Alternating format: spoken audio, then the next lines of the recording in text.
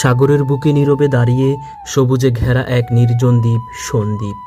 ঢেউয়ের ছোঁয়ায় জেগে উঠে বালুকা বেলা, আর মাটির গভীরে বাজে পূর্বপুরুষের কণ্ঠস্বর। ভোরবেলা পাখিদের কলতানে ঘুম ভাঙে, গ্রামের শিশির ভেজা পাতায় লেখা দিনের কবিতা।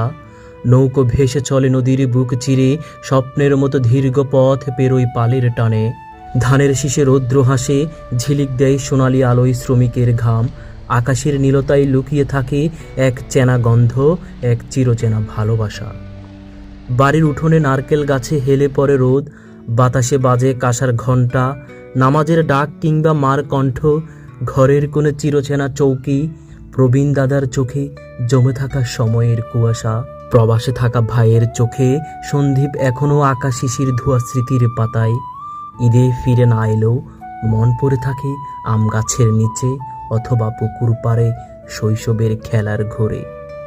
সন্দীপ, তোর মাটি যে শুধু মাটি নয়, এই এক মায়া, এক গন্ধ, এক নিঃশব্দ আহ্বান।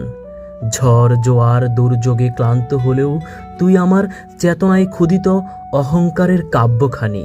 সন্দীপ, তুই শুধু একটি নাম নয়, তুই আমার ইতিহাস, আমার ভাষা, আমার জন্মজয়।